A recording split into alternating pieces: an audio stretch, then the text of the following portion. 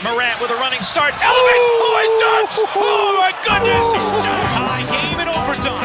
Gasol will turn. His heat is gone. Memphis on top. 7-10 remaining. Conley now with three. Count it.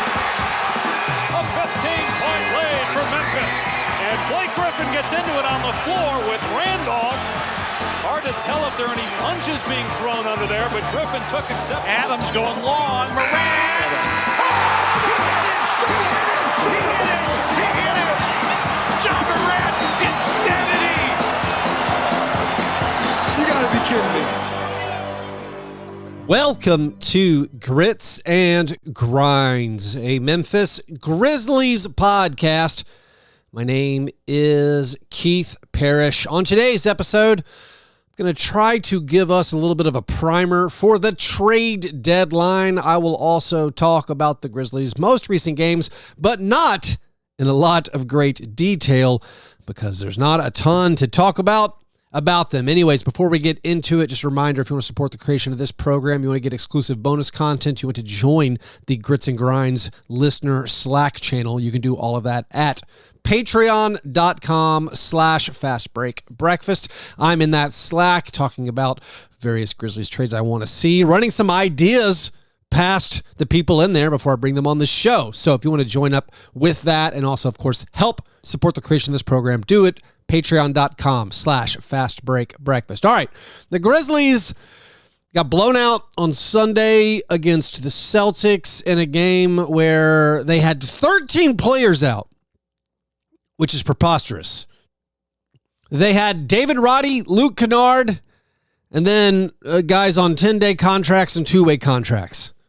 So they lost by a lot. The previous game on Friday was the second night of a back-to-back home game against the Warriors. That game, you had more of your regular complement of players. Jaren Jackson Jr. played in that one. Vince Williams Jr. played in that one. John Conchar played in that one. And also, you got the return of Derrick Rose. Luke Kennard was healthy enough to play, but that one wasn't super competitive either. They lost by 20 to the Warriors. They could not slow down Jonathan Kuminga. And I feel like the last few games, as the Grizzlies extend this little losing streak, has started to feel, I think some people would call it tanking season. It feels like we've taken a slight turn. And, you know, having that Warriors game coming on the heels of the Steven Adams trade, which maybe was perhaps the first domino of things to come for the rest of the week up until the trade deadline on Thursday.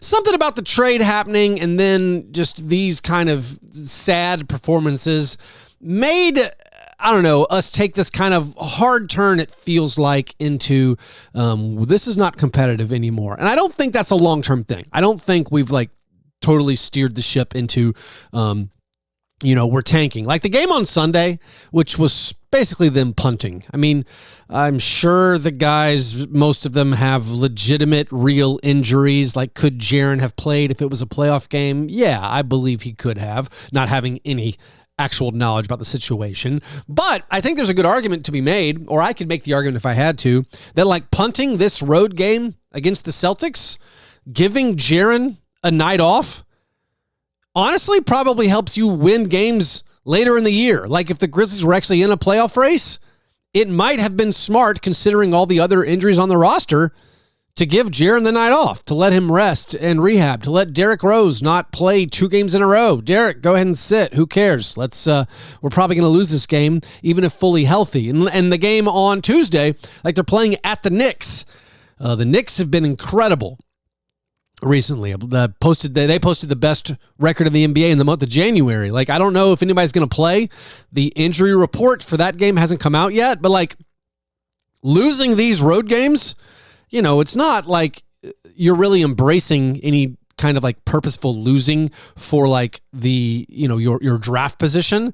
I think even if you were attempting to be competitive this season, which who knows if they are not, punting this Celtics game doesn't really matter. But let's talk, as I try to focus my thoughts, let's talk specifically about where the Grizzlies are now after the Steven Adams trade, and I will come back a little bit to the games against against the Warriors and the Celtics. I mean, I got to talk about Tosan Uwoma. So I'll do that in a second. All right, so the Steven Adams trade. I talked about it on the episode on Friday with Rob Fisher. Please check that out if you haven't already. A couple of details about that I don't think I said on that episode. The Victor Oladipo contract was small enough where it could fit in the Ja Morant disabled player exception. So what that meant was that you send out Steven Adams' contract, you get back Oladipo's contract. That Oladipo contract fits in the disabled player exception, meaning you've created now a trade exception for the Steven Adams salary. That trade exception runs longer than the disabled player exception. So you basically turned, a $12.5 million disabled player exception into now a $12.5 million or so trade a player exception, and that will last for 12 months. So they can use that beyond this season, provided, of course, they stay out of the second apron when they start dealing with other luxury tax issues. So just on that basis, that was, an okay bit of business, or one of the benefits to this deal. Yes, you got 3 second-round picks. 2 of them are pretty solid. And then you get this traded player exception, which you could use in the future. And as far as it being like the first domino for what the Grizzlies could do this week, I think, it's possible. I think the big takeaway is it just gives the Grizzlies a lot of optionality. All the different permutations of what the Grizzlies can do this week, basically too many to cover. I mean, there's so many things that could happen now. Like, you have now this new traded player exception. You could bring back a player, like you could trade out your lowest paid player. You could trade out Xavier Tillman, which they might do this week. You could trade out Xavier Tillman and then bring in a guy making $12 million. I don't know if you want to do that, but you could. If the Sixers are trying to just salary dump Robert Covington, you could do it. You could help him out. What are you getting for that? You're getting second-round picks. I think one thing this trade set up, and one thing the Grizzlies are probably going to be focused on the most this week, is probably not adding a player for next year. I mean, maybe it is, but you're probably focused on bringing in future draft compensation, and that draft compensation is going to be second-round picks. You're not trading anyone for a first-round pick. I don't know if you could squeeze a bad first-round pick out of a team to help them out of a luxury tax jam. I keep thinking about the Sixers. The Sixers are over the luxury tax. They could get under it, probably. What's that worth to them? Of course, they're dealing with the Joel Embiid injury.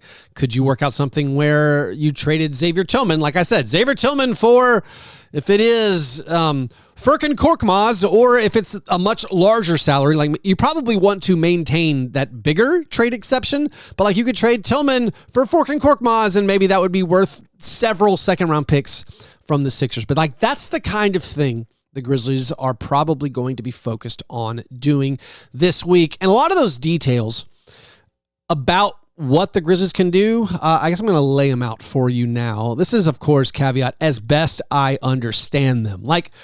They created that Steven Adams trade exception. Also, just the contract of Victor Oladipo. So they can trade Victor Oladipo now. They can send him to another team, and they can take back a salary of a player making up to $16.9 million. So that's another interesting thing you could do with Victor Oladipo's salary. Maybe you want to keep that Steven Adams trade player exception. You could also take back Robert Covington in this scenario. You could take back, there's lots of players making under $16.9 million. Of course, that gets you very close to the luxury tax line, which is something the Grizzlies, of course, are not going to pay this season. But that's one of the things you're going to be monitoring. Teams are going to want to unload some salary. You could imagine the Warriors focused on this. We think about the Hawks, maybe having an eye on that. I don't know if they still have that. If they trade away DeJounte Murray or something, that kind of resolves some of their issues. Maybe they trade away Clint Capella. They're trying to move somebody else. Regardless, the Grizzlies have a lot of avenues where they can take in salary, trading Victor Oladipo. That does not cause any future roster crunch concerns. You could trade Victor Oladipo for a player making up to $16.9 million. You also still have the Dylan Brooks traded player exception.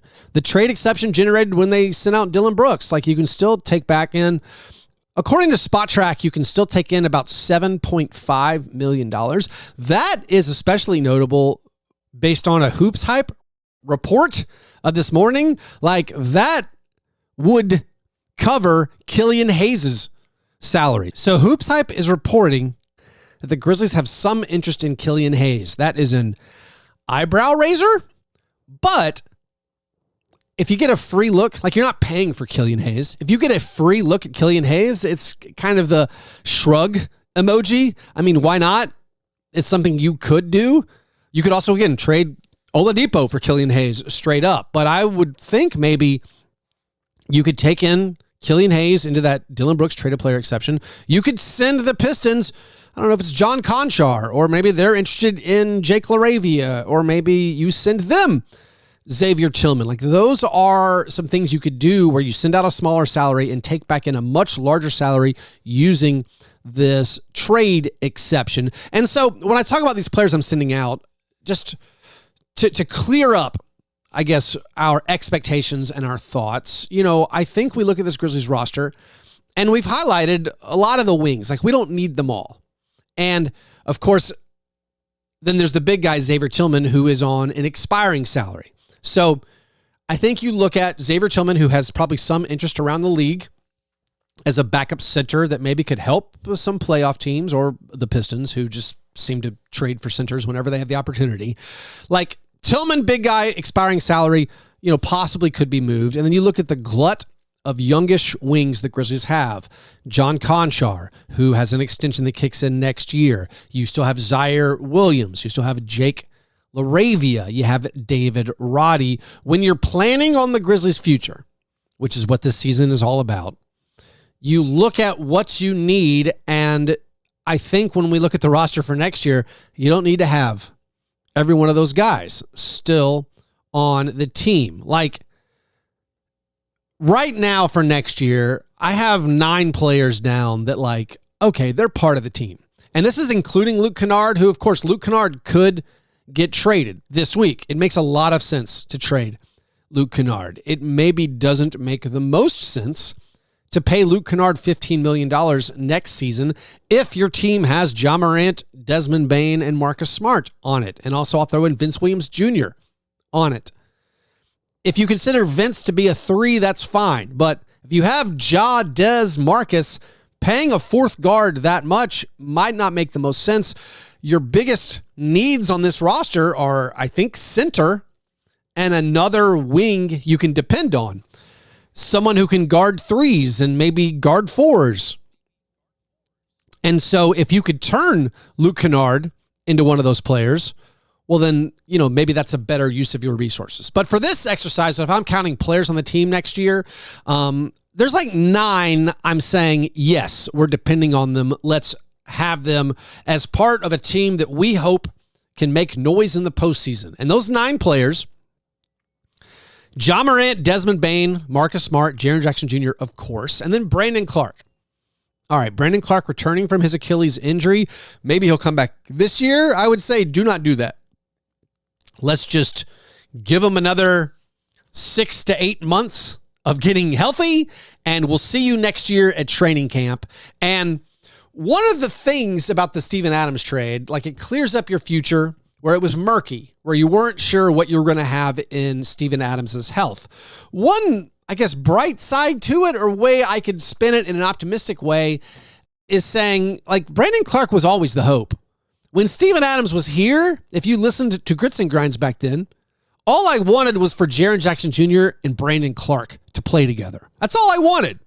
And we saw it in the postseason, where that seemed to be the focus of what the Grizzlies wanted to do. They never started it, but they would frequently set the rotation so Brandon Clark and Jaren Jackson Jr. closed games. The idea of Steven Adams being this irreplaceable front court force was not something we thought about, basically, until Steven Adams got hurt last year. And maybe we were overlooking his contributions. But when everyone was healthy, for me, it was, all right, I like Steven Adams, but Brandon Clark is the future, and the Jaren-Brandon frontcourt pairing, that's the future. So if we can depend on Brandon for next year, that's obviously a big positive. And, is he going to return 100% from the Achilles injury? I don't know. But, like, if we get 90%, 80%, That's not bad. It's not a bad place to be. But you still need front court depth. But regardless, I'm counting on Brandon as one of the main guys that I'm circling in for next year is like, okay, that's a piece of a playoff rotation I can depend on. So that's 5 guys. Ja, Dez, Marcus, Jaren, Brandon. The next 4 are bench players, and maybe they're not already to contribute, but they're going to be around. And that is where I'm including Luke Kennard, also Vince Williams Jr., also Santi Aldama, and then Gigi Jackson. We assume whatever happens this week, they're going to end up with the roster spot they can use to put Gigi Jackson on the regular roster. If nothing happens, great. You buy out or you waive Victor Oladipo and you give Gigi Jackson a real roster spot. Maybe there's other moves that get made, but whatever happens, I'm pretty sure they're going to add Gigi Jackson to the main roster and he'll be on the team next year. Now, of course, there's tons of other players under contract for next year. So those 9, I'm like, they're going to be on the team.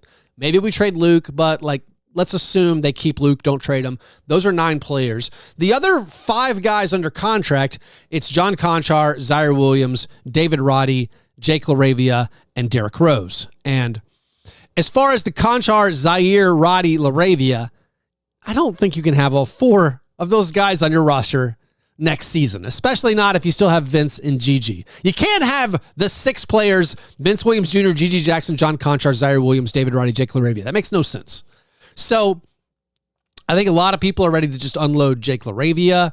I don't know if there's any interest in him, but he's like a name certainly that the Grizzlies might just be trying to get rid of. They're not going to pay to get rid of him. There's no point. I mean, he's so young. If you can't find a team that wants him and you've decided, listen, I don't think he's going to hit whatever pre-draft expectation or hope we had for him.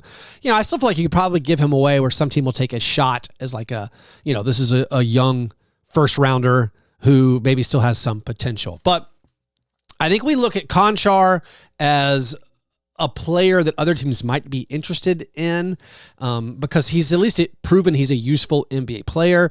The Zaire experiment, it's weird where I'm not looking to move Zaire necessarily. I'm fine with having Zaire Williams back on the team. And I see tons of people, like in my Grizzlies Slack chat, everyone's like, yeah, we can get rid of Zaire. I don't care. It's weird where I feel like I was one of the lowest people on Zaire Williams' rookie season, where I was like, I don't think he's very good, but we're winning and he plays some and that's fun and all, but like, I'm not convinced he's actually any good. And now everyone's like, this guy's awful. We have to get rid of him. And I'm now in the camp where I say, no, let's keep him. Why? I don't want to dump him for nothing. He's just young and athletic and pairs so well with Ja Morant. I'm fine with keeping him around. I do think it's a fair argument to wonder what's a better use of a roster spot and a $6 or $7 million salary next season, John Conchar or Zaire Williams. Like, that's interesting. I keep talking about moving John Conchar because of our salary concerns and our luxury tax concerns. But like, Conchar has consistently proven he's a better player than Zaire. So like, that's a fair question, but I probably would just lean towards the younger guy who's like a athletic lob finisher for Ja. But like, I don't think you're going to have both guys. You're not paying $13 million for those 2 combined next season. You got to pick. You got to pick and choose. And Roddy's always been ahead of the curve as far as, or ahead of the class among that group who's gotten the most playing time. So maybe Roddy's going to stick around. He's super cheap. But like, you're looking to next year and that's 14 guys under contract.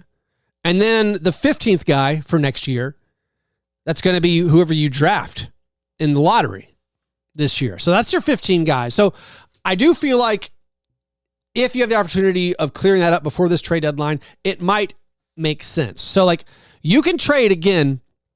You can send out Conchar, or you can send out Tillman, or you can send out LaRavia, and you can bring back in pretty large salaries using these trade exceptions, or if you want to trade out the Victor Oladipo contract, you could bring back in a pretty large salary as long as you stay under the luxury tax line. Now, who are the players that might make sense for the Grizzlies, or who are some guys we should be targeting as far as guys who have an outside shot of staying on your roster for next year? All right, it's not a long list. I've basically given up my dreams of like, trading Marcus Smart for Cam Johnson, even if I think that might make sense for both teams. Like, I don't think they're bringing in a big money guy. I also don't think, or I get concerned that they're not going to be able to pay to keep a guy making like $25 million a year, like the Jeremy Grant dreams. Like, hey, what if, the poor like Trailblazers aren't looking to move Jeremy Grant. It doesn't seem like, unless they get a great offer. They kind of like Jeremy Grant, but the idea of like, hey, let's trade a first round pick and bring in Jeremy Grant because he's a better fit. He can start at the 3 or play the 4 alongside Jaren at the 5. Like, I don't think the Grizzlies are going to have another guy making $30 million per year just because of the salary tax issues. And like, some of it is how willing is Robert Parra to pay a lot of luxury tax. Robert Parra, by the way, his stock price is way down over the past 12 months. So his net worth is way down. I mean, he's still one of the richest people on the planet, one of the richest NBA owners still. But like, regardless of Parra's willingness to pay the luxury tax, like, you have to stay under the second apron. And because of that, it just becomes really hard to pay like a fourth guy $25 or $30 million. I mean, you can maybe pay Marcus 19, but like, to do that and pay other guys, it becomes very, very difficult to fill out your roster. So like, I'm not focusing on like, these pipe dreams of another big salaried player, but there are a few guys that I think, might make sense. And when you consider the motivations of the teams that they're on, these could be some names that you're looking at. Like one of the teams I keep coming back to, and I've been doing this for so long, is just the Pacers. I feel like you want to call the Pacers and be like, hey, what's your plan for Jalen Smith and Obi Toppin and Isaiah Jackson? Like, you have Miles Turner, you traded for Pascal Siakam. What's your long-term plan for these guys? I think the Pacers like Jalen Smith, and he's a pretty solid player, but he has a player option for next year. He's probably going to be an unrestricted free agent. I'd gauge that. That's one where I would say you have a lot of front court depth. Would you be interested in John Conchar? How about an Indiana homecoming for John Conchar? That's a name where like the Pacers wouldn't be looking to move him to like move that salary around, but like Jalen Smith, I think, is a great, modest pairing. Like, he's not an all-star. He doesn't project to ever be an all-star. I don't know if he's ever going to be like a top 20 center in the NBA, but like, I think he fits really nicely alongside Jaren. And I think he could be part of a really nice 4-man front court rotation if you include Jaren and Brandon Clark and Santi Aldama and Jalen Smith. I feel very comfortable about those 4 guys as your bigs. You can still draft a big next year, like a project to grow into it. You could still use your 2-way on like a Trey Jemison type, someone who might turn out to be a useful front court player. But like, if you had just a Jalen Smith in the door, I feel much more comfortable about focusing your other resources or your draft pick on finding like a big wing. So like, that's something where I would look into. Like the Obi Toppin situation, he's going to be a restricted free agent. I like his offensive fit, but he's like an offense-only player. He isn't particularly a good rebounder. I feel like he's just a unique piece where I would just want to know like what the cost would be. Isaiah Jackson, same situation. He's still on a rookie scale deal, so he's still very cheap for the Pacers.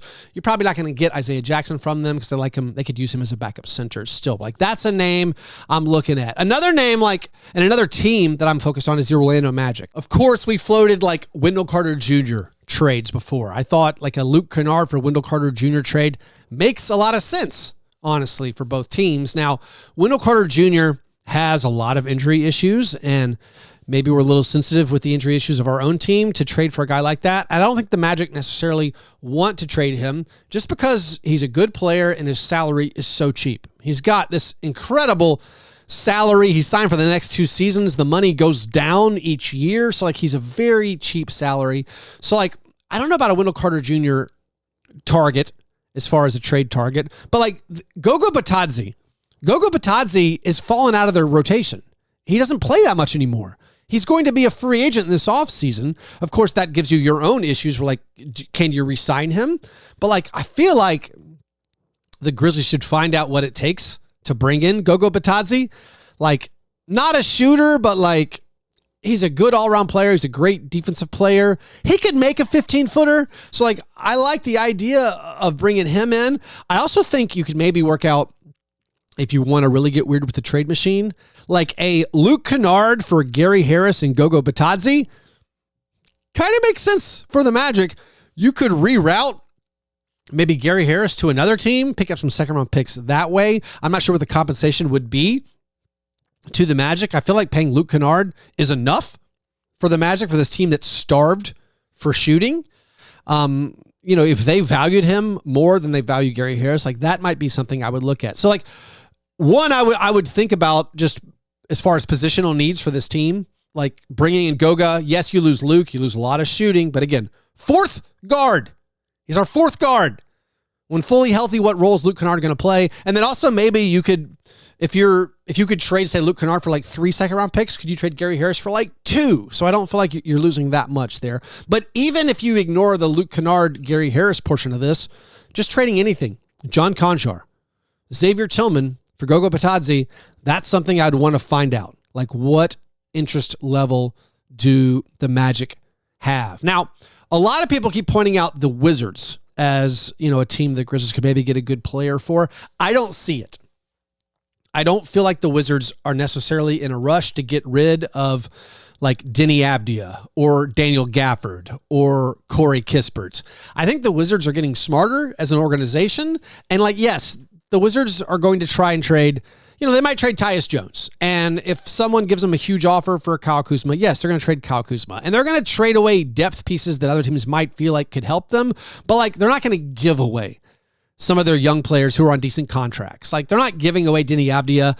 I think you'd have to overpay to get him. I think they understand, hey, Corey Kispert, Denny Avdia, Daniel Gafford, totally fine players on totally fine contracts. We don't give those away. So I don't feel like the Wizards make a lot of sense as a trade partner. I do highlight the Sixers over and over and over, and it's just because of their luxury tax issues and the fact that they have these large contracts. They want to get rid of the money of Fork and Korkmaz. It's like $5 million. That's nothing. But they want to get rid. They probably want to get rid of Marcus Morris's money. They want to get rid of Robert Covington's money. And I do feel like the Grizzlies, have a piece they might want. They might want Xavier Tillman. They might think Xavier Tillman is a better center for them than Paul Reed and Mo Bamba are. A lot of the Sixers issues are going to be, when does Joel Embiid come back? What is their motivation to pay out assets? I think they would pay out second-round picks to get out of the luxury tax, and maybe they would pay out second-round picks to bring in some short-term help this season to fill in for Joel Embiid and then be a backup to Embiid that you could depend on. So that's a reason I would be reaching out to the Sixers and just trying to gauge interest. I don't think you're getting any players that you necessarily want on the team. There was a time I thought Robert Covington was a perfect fit. Robert Covington might be done, and he's just an expiring salary. He's not healthy right now, and he's not close to being healthy, apparently. I mean, Korkmaz as a 3 who can shoot, you could do a lot worse. And maybe you could re-sign him to something reasonable for next year. But I feel like the Sixers are an interesting trade target for that reason. Here are 3 names that I find incredibly interesting. Maybe they're just fun to talk about. Or, that's all depending on your definition of fun. The Warriors are having a bad year. The Warriors also pay tons and tons of luxury tax. The Warriors, I think, are being very honest with themselves that they're terrible and shouldn't pay this much money for the team they have. Now, I'm not going to talk about trading for Andrew Wiggins, even though I want to. Even though the Warriors are open to giving him away. They want to dump his salary. I'd be lying if I said I wasn't still sort of interested in Marcus Smart for Andrew Wiggins. But let's ignore Andrew Wiggins, who has been just flat out bad this year. I think it might make sense for both teams to trade for Kevon Looney. Kevon Looney killed the Grizzlies in the playoffs a couple years ago. He has lost a step, was never particularly that quick, mobile, or athletic. He had leg injuries that made him, be undervalued for a while. He's a very good rebounder. I feel like Kevon Looney is an okay fill-in for losing Steven Adams and for shoring up your front court rotation. The Warriors would trade him just because they're trying to cut salary. I think Xavier Tillman for Kevon Looney makes a ton of sense. You get a potential starter next year next to Jaren Jackson Jr. The downside is just no shooting whatsoever. Downside is, is he declining rapidly as an NBA player? But he only makes around $7 million next season. I value bringing in a guy who has money for next year. One problem with the Oladipo trade or the Steven Adams trade is I worry about that money expiring and then not being able to replace that salary slot on the team. We're going to be in the luxury tax next year, almost certainly. Or if not, we're still going to be very close to it, and you're not going to be able to sign guys who make basically more than the minimum. So if you lose a salary slot of a guy making like 9 or 10 million, you can't replace that anyway. So I value the idea of being able to bring in a guy who is signed for next year, and Kevon Looney, I feel like makes a ton of sense. I feel like you honestly would probably get second round picks for doing that. I think the Warriors might give you Kevon Looney and a second or 2 seconds for Xavier Tillman. They get tons of luxury tax savings. They also get a replacement in Xavier Tillman who can probably replicate a lot of the things they need that Looney was doing. I think that trade makes a ton of sense for both teams. Another guy who maybe you could get for free from a team that was dumping salaries is Nasir Little. All right.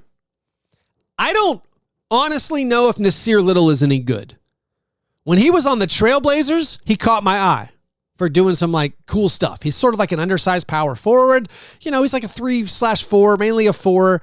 He's a hustle guy, a rebounding guy. He's average to below average at shooting threes. When the Suns made the DeAndre Ayton trade, a lot of us hipster podcasters were like, ooh, and they got Nasir Little. That should help a lot. Well, Nasir Little has not helped the Suns a lot. Nasir Little is signed for 3 years after this season. The Suns would love to not pay Nasir Little. They would love to get off that contract. Nasir Little's contract fits. I believe it fits in that Dylan Brooks trade a player exception. You could send the Suns John Conchar. You could send the Suns Xavier Tillman. They could use a backup 5. You could send Conchar or Laravia or whoever else. You could trade to get Nasir Little. Does Nasir Little make your team better? It's a fair question. I think so.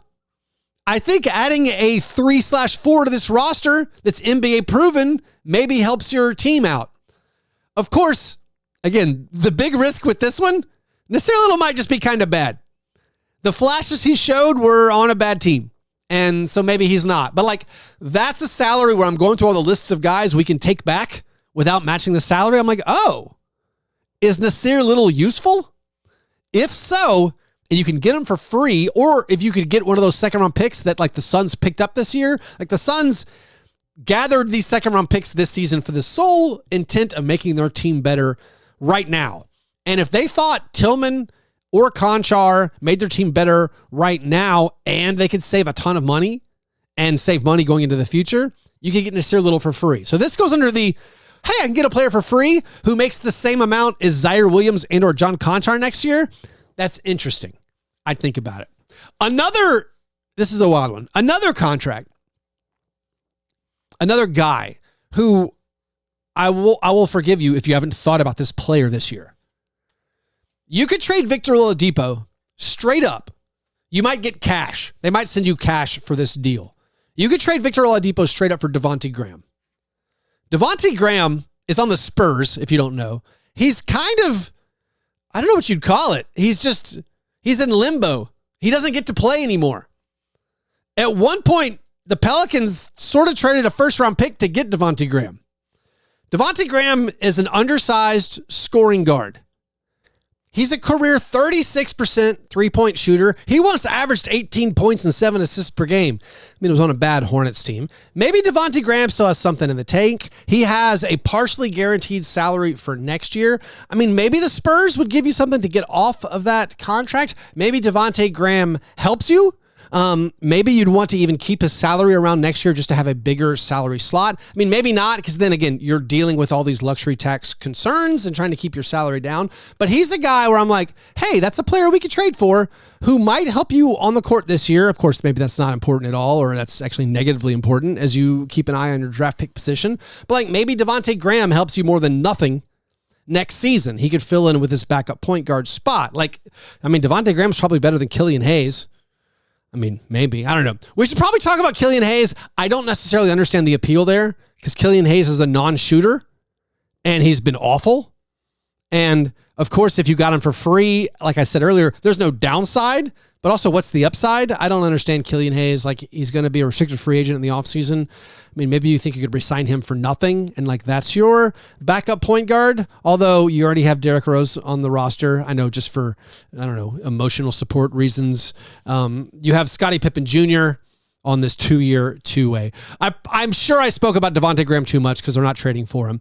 But it's a name where I was like, oh, what if we did that? Now, as far as anybody else, I don't think there's anyone that the Grizzlies would realistically target. I mean, I know PJ Washington could be traded straight up for Victor Oladipo and the money works, but like the Grizzlies aren't paying, they're not giving like 4 second-round picks. They barely have 4 second-round picks to get like PJ Washington from the Hornets. The Hornets are probably holding out for like a decent or mediocre first-round pick. Looking through my notes, I don't think I spelled this out. Like Clint Capella, I don't think is probably the Grizzlies' target, but like the Grizzlies could trade Luke Kennard straight up for Clint Capella. Would that make sense for both teams? It's possible. Clint Capella is right now out with an injury that's going to keep him out through the trade deadline conveniently. So like as the Hawks look to shed future salary, would you trade Luke Kennard for Clint Capella because you have more of a center need? Maybe. I don't know. This is where I wonder what the Grizzlies front office thinking is with the kind of player they want to play center. I mean, maybe part of moving on from Steven Adams is they just want shooters at every position. That's a very common desire for teams. Like Clint Capella, you assume his best years are behind him, but he's an okay defensive center who's a great lob finisher. I value having a lob finisher for Ja Morant, but that's a lot of money to pay for a center, but that's like how that money would work there if there's a theoretical trade. Also, like the Clippers, what could you get from the Clippers for taking PJ Tucker's salary? PJ Tucker has money, I believe it's a player option going into next season. I don't know if he would agree to get out of it, but like you could take in PJ Tucker's salary into one of your player exceptions. You could trade Victor Oladipo and save the Clippers a few $1 million, actually a lot of $1 million in the luxury tax. So these are all things that will be considered by the Grizzlies this trade deadline. And to further emphasize what the reports are that are out there, like Yahoo is saying that, teams are interested in Conchar and Tillman. Hoops Hype is saying that like LaRavia and Zaire Williams could be trade candidates. I mean, how much of that is the Grizzlies floating that out there to be like, hey, you guys want LaRavia? He's a great trade candidate to be had. Anyways, I hope that was not too absurd and scattered for you. Just the things to keep in mind. We can trade Oladipo for a big salary. We can still take in money in either the Steven Adams traded player exception or the Dylan Brooks traded player exception. And then the Grizzlies, of course, they can still use their what's left of their MLE, to sign what's going to be Gigi Jackson. And again, SpotTrack says they're about 10 to 12 million away from the luxury tax. I thought they were a little bit closer, but those are all the things that are going to be monitored. The most likely outcome is, I would say, a Conchar or a LaRavia or a Tillman getting moved and you getting a second-round pick or 2 or 3 back. I do think a Luke Kennard trade makes sense if you can bring back someone who's a better fit roster-wise that plays a bigger position of need. But again, I spelled out who those players were, and there's just not – the guys aren't out there. Like, it's people like – it's like Nasir Little. Does Nasir Little – is that more valuable to your team than Luke Kennard? I don't know. I'd probably doubt it. Of course, there's the injury issue with Luke. Whole nother story. Luke misses kind of a lot of games. Anyways, let's take a break, and then I'll come back and talk about whatever things I feel like need to be mentioned in the Celtics and Warriors games.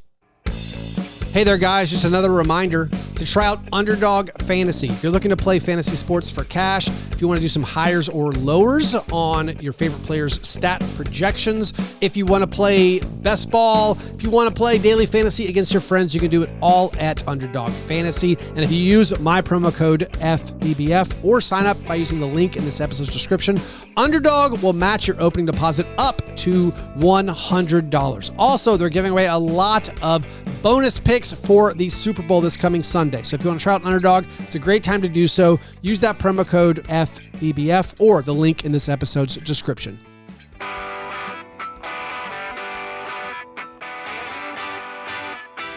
All right, in the Warriors game, I think my big takeaways were I thought it was strange, a little bit odd how they went 10 deep.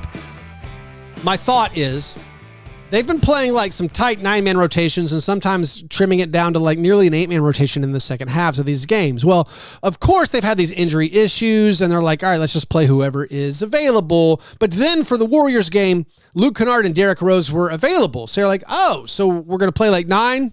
We're going to be real competitive and like trim it down? No. We played 10 deep.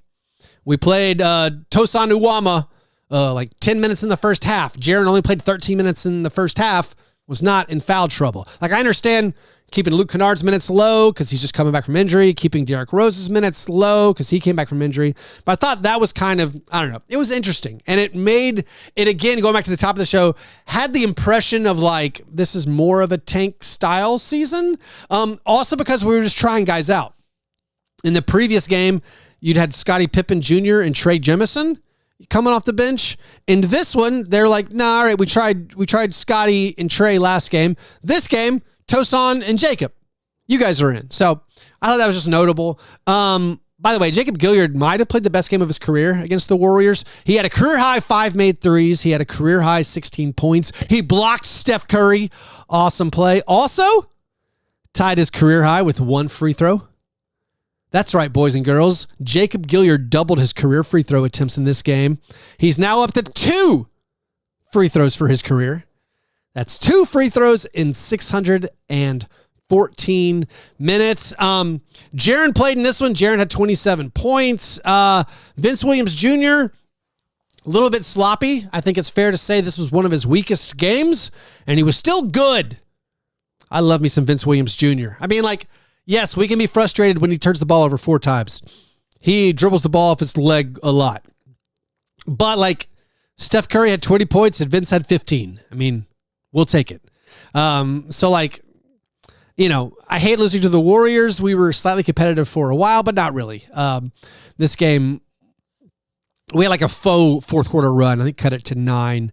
But, you know, another Friday night home loss for your 2023-2024 Memphis Grizzlies. The game against the Celtics, I mean, 13 guys out doesn't make any sense. I don't know how that happens. Marcus Smart received a huge ovation before this one. He was recognized before the game. They gave him the tribute video.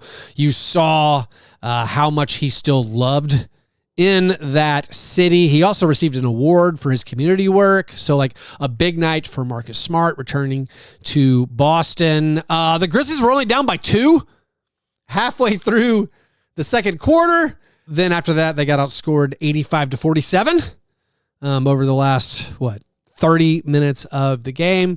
Gigi Jackson in this game. Oh my. All right, Gigi Jackson has had a really terrible run of games. I don't know if we're supposed to talk about that, but Gigi Jackson's been high-key awful recently. He won the International Paper Player of the Game. Yeah, he scored 18 points. Yeah, he had, 7 rebounds or something? Yeah, 7 rebounds. He had 2 steals, so he had a breakaway steal. He had a good third quarter. He drove towards the basket. He actually made a 3-pointer. He had that steal for a breakaway dunk. But, like, Gigi, pass the ball, man. Gigi had 24 field goal attempts. Luke Kennard had 8.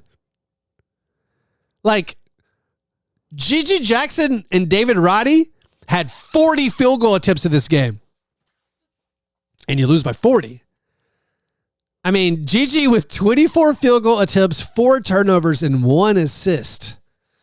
I feel like the Grizzlies should maybe offer that Gigi Jackson contract like this week because has not been very good recently. A lot of the really exciting, optimistic games, hasn't been happening as his usage has gone up. With the usage going up, it's just gotten kind of muddier and kind of uglier.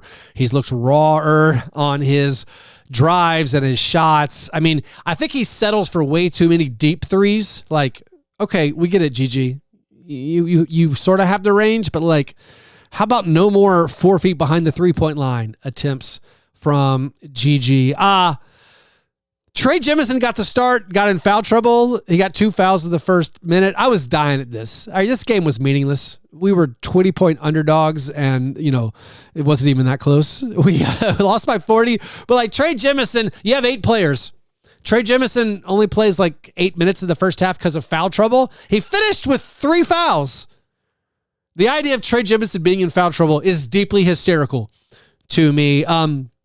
Jemison's a big body. You got to love how he rebounds, puts the ball back in.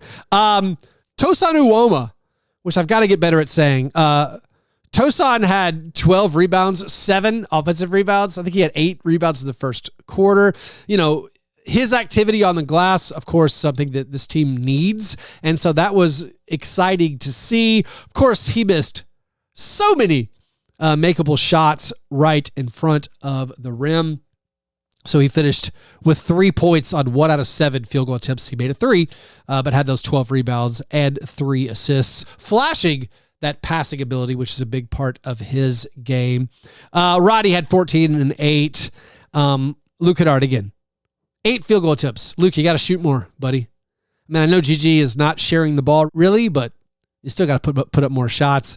Scottie Pippen Jr. I thought played well too. 19 points, 6 rebounds, 4 assists. Had that great blow by of Sam Hauser. He also, Scottie Pippen's jumpers, his 3-pointers are so pretty. So I feel like that's a good job by the Grizzlies getting him on that 2-year, 2-way deal. That's a guy you could depend on, probably next year for filling in whenever you might have injury concerns. It also makes it murkier of why are we interested in Killian Hayes if we have Desmond Bane, John Morant, Marcus Smart, and 2-way Scottie Pippen Jr. But I guess that's all to talk about in the those two Warriors and Celtics games. Not a lot to take away other than I don't like it when Roddy and Gigi Jackson's usage is high, and hopefully we won't have that many just clear the whole bench situations. Jake LaRavia, by the way, should be back. His 3-week reevaluation was supposed to be yesterday if you trusted the timelines of the initial reports. So maybe LaRavia will come back, but then Jaren's going to keep playing. And of course the All-Star break's coming up. And after the All-Star break, we should get Desmond Bane and Marcus Smart back. But anyways, that was a very scattered, weird episode. It felt like hopefully some of the trade stuff I said came out correctly and clearly. So you understood exactly what the Grizzlies are going to do. Just get 2nd-round picks. If you could find a Gogo Batadze, cool. I'd be excited. But I think maybe the operating procedure this week, grab some 2nd-round picks if you can for guys that you don't think are necessarily part of your top 8 or 9 next year. And don't be too precious about the guys on your roster. You could replace them. You could find a David Roddy every year. That is my, maybe I'll make that t-shirt. Anyways, thanks everybody for listening. Thanks everybody who has joined the Patreon. If you want to support the show, do it patreon.com/fastbreakbreakfast. If you want to try out Underdog Fantasy, use that promo code FBBF. You guys have a great Monday. I'll talk to you soon. Go Grizz.